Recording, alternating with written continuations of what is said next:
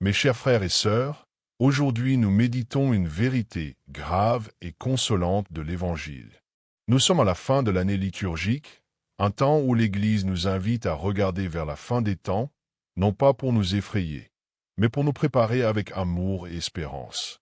L'Évangile selon saint Luc présente le discours eschatologique de Jésus. Il parle de guerre, de persécution, de tremblements de terre, de signes dans le ciel et d'épreuves pour les disciples.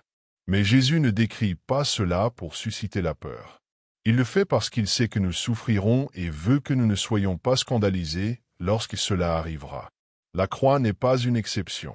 La croix est le chemin. Pourquoi tout cela? Parce qu'il existe en nous un égoïsme profond qui doit mourir pour que naisse le véritable amour. De même que Jésus a été glorifié en passant par la croix, nous aussi nous n'atteindrons la vie éternelle qu'en suivant ses pas. Notre Seigneur affirme que nous serons persécutés à cause de son nom et c'est vrai. Quand nous aimons vraiment Jésus, nous rencontrons toujours de l'opposition. Mais Jésus ne nous laisse pas seulement avec des avertissements, il nous fait une promesse. Il dit, « Pas un seul cheveu de votre tête ne sera perdu ». Cela ne signifie pas que nous ne souffrirons pas. Il dit même que certains seront mis à mort. Mais dans le texte original, l'expression signifie que rien ne sera inutile.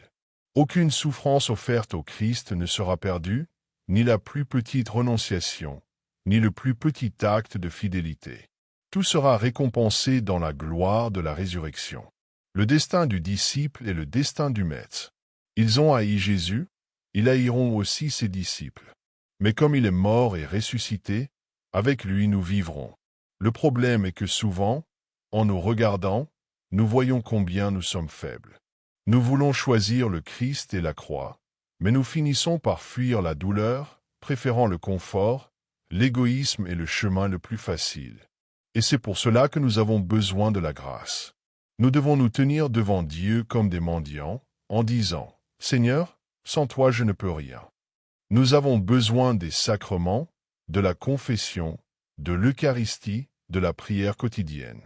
Ce n'est qu'ainsi que nous pourrons rester fidèles. Jésus veut nous désillusionner du monde pour que nous posions nos pieds sur la vérité de son amour. Cette vie passe comme un souffle. Une maladie, un accident, un instant, et tout s'achève. Comme lors de l'accouchement, lorsque les douleurs arrivent, c'est le signe qu'une nouvelle vie est sur le point de naître. Les douleurs du monde sont les douleurs d'enfantement des nouveaux cieux et de la nouvelle terre. C'est pourquoi Jésus nous dit, « Par votre persévérance, vous sauverez votre âme. » Ne t'attache pas trop à ce monde. Ce n'est pas notre demeure définitive. Nous sommes des pèlerins. Nous sommes préparés à naître pour l'éternité. Si nous demeurons fermes, unis au Christ et soutenus par sa grâce, nous vivrons pour toujours dans le bonheur qu'il a promis, le ciel. Que Dieu fortifie nos cœurs et nous fasse persévérer jusqu'à la fin.